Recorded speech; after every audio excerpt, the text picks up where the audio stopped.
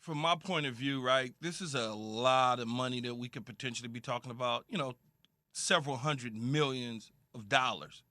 Um, Stay off the field, Lamar. What's but, that?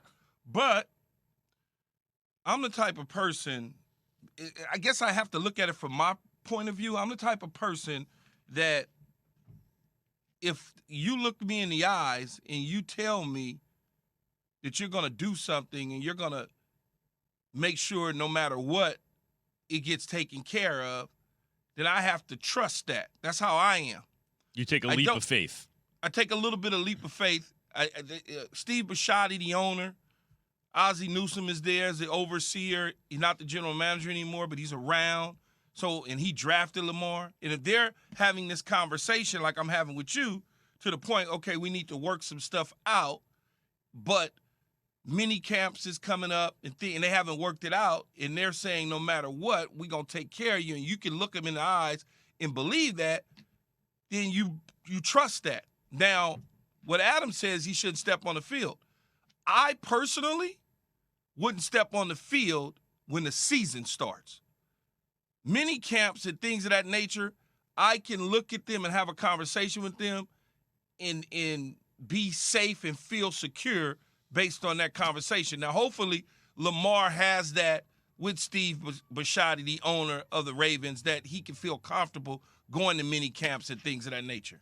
I mean, I hear you, Key, and I admire I know that. No, because football really asks you to take a leap of faith to be great, I know. Greatness in football. But Key, hundreds of millions on the line. I'm sorry, brother, I ain't doing nothing until the ink is dry. I get it, but certain owners, man, you just a leap of faith with certain owners. And Steve Bisciotti seems like the type of guy that would understand the deal isn't getting done, but we need our quarterback out there for practice.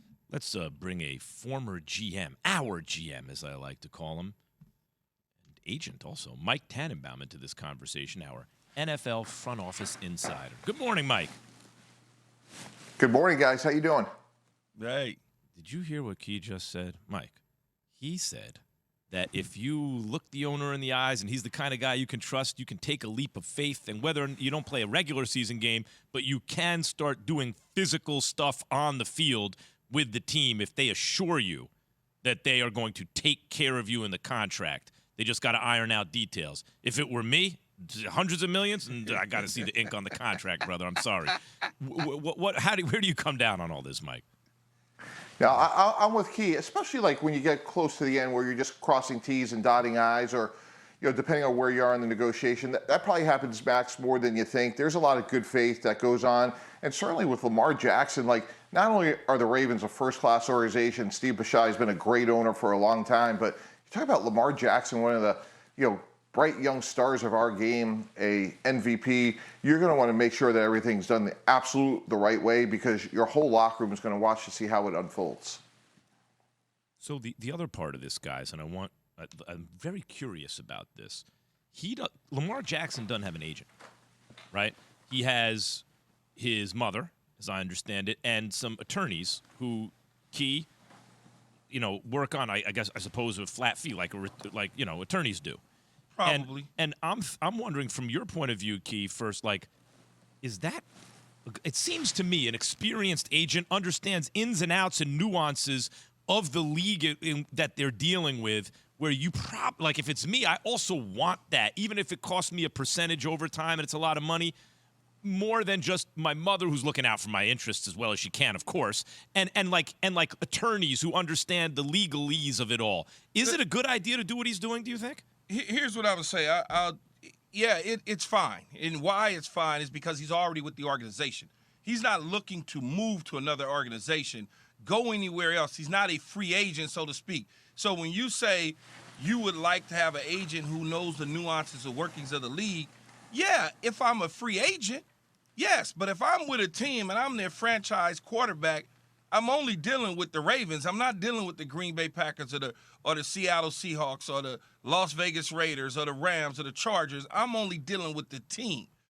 Ball's in his hands a lot. He's been hurt. It's likely he could be hurt in the future. I'm sure what the club's going to say, guys, is, hey, the guaranteed money, we want to hedge our bet a little bit. I'm sure Lamar Jackson's lawyer or himself is going to say, no, I want as much guaranteed money as possible, because I'm doing this to help us win. And I think that's where the disagreement's going to happen, if there is one.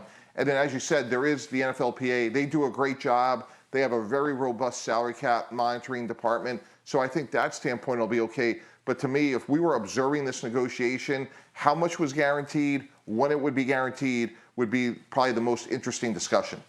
Yeah, that's the part that I touch on is present value is important, as you know, Mike, when it comes to dealing in these deals. You know, getting paid over your signing bonus paid over a year versus 3 years like the NFL owners like to do. They like to break it all the way down, Max. You know, when you see a signing bonus of $60 million, they're not walking in and writing a check for $60 million. They're going to give you 20 1 year. Mike knows this. 20 another year. Then they're going to try to break it down, give you 10 another year. They'll stretch that thing out as long as possible. All the present value type of things and the guaranteed money up front is the important sticking points in these type of negotiations. But what Mike T just said, Key, which is interesting to me, is he didn't like to deal with, like you would, I think a lot of people would think like me. The gut reaction is, oh, the GM is going to love this because you can take advantage of the other side when they're inexperienced. But in fact, the GM doesn't like it because in their experience, when you're having professional conversations with someone's mom, right? Like, there's no way for that person who not only is looking out for the interest, but loves the person they're representing to not hear things. Maybe there's not, I shouldn't say there's no way, but it's likely that they will hear certain things as insulting or as confrontational or oppositional. And they're maybe less likely to serve as a buffer between that stuff getting to the player, you know, instead of transmitting all the information back to the player. Thanks for watching ESPN on YouTube. For live streaming sports and premium content, subscribe to ESPN+.